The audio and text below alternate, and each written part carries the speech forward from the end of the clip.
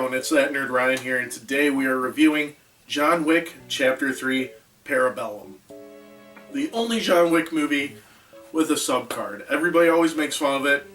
I agree, it is kind of weird, but I still think it's a good movie. So officially, I'll say it now, since we've reviewed all 4 John Wick movies.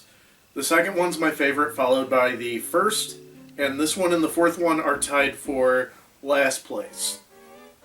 And my reasoning in that is, 1 and 2, yeah, 2 was a little more out there, but 1 and 2 were more grounded than 3, and then 4 was a little slow for me. So literally, 3 had too much action and 4 had too little action, in my opinion. I still enjoy all the movies. I still like them. It's not like Rise of Skywalker where I avoid that movie like the plague. It's just if I had to rank it, 3 and 4 would be tied for last place for those reasons. This one has a lot of insane action scenes, and since the movie's been out for a while and this is a movie night, let's just talk about it instead of avoiding spoilers. So basically, this picks up right after John Wick Chapter 2. So John is officially excommunicado. He has 1 hour to prepare while they put the largest bounty on him. So he gets stitched up. He looks for his family's location.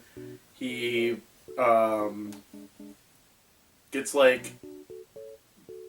weapons, obviously. And actually, as he's getting stitched up, time runs out. So he has to fake fight the doctor so the doctor does not get in trouble for helping him while he's excommunicado. So in this, John then goes to his original family where we reveal that he is a JoJo.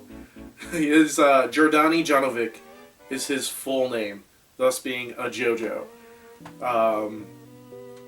But yeah, so anyways, so he talks to his family that adopted him in, where we also get previews for the ballerina, and basically they give him access to go to Casablanca, where he meets Halle Berry's character, who is the owner of the Casablanca Continental, basically.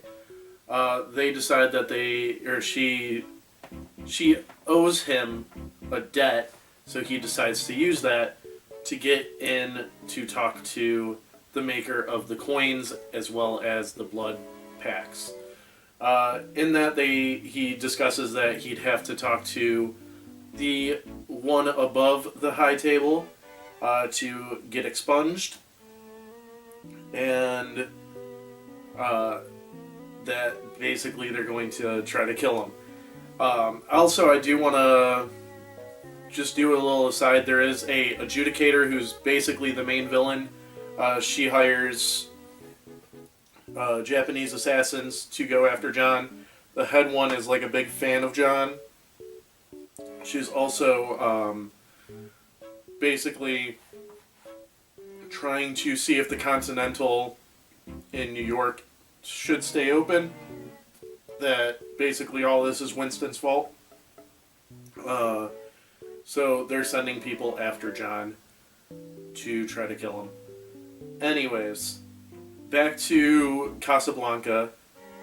John and Halle Berry's character fight their way through dozens and dozens of men using, obviously, the best action that we can see, along with using dogs.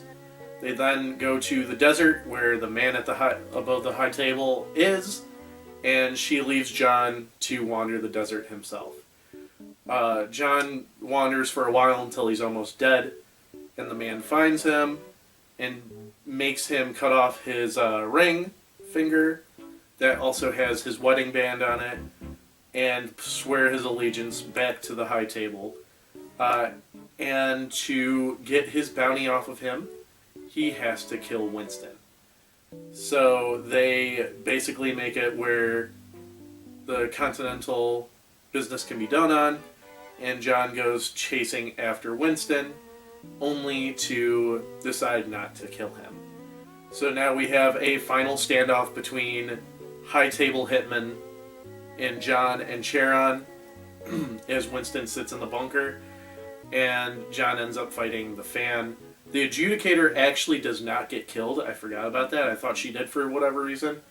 But John ends up fighting his number 1, 2, and 3 fans and winning. And as that happens, Winston breaks a deal with the Adjudicator that the Continental can be reinstated if he kills John. So he shoots John down a high drop, and John is saved by homeless people, where he is greeted by the Bowery King to set up John Wick 4. There's a ton of action in this movie. It's almost back-to-back action. No real, like, stopping parts except for the whole ballerina scene, and even that's, like, very short-lived. And him talking to the guy above the high table, which is, again, very short-lived. There's really no room to breathe in this movie, which it's cool, but also, in a sense, it, like, gets a little overwhelming. But I thought the characters, again, were great, and the story was still pretty good. I like the humor in it as well, and the stunts and special effects were also great. I'm going to give John Wick Chapter 3 a 7 out of 10. I hope you guys enjoyed the video. Be sure to leave a like, comment, subscribe. Next week we're going into Dragon Ball.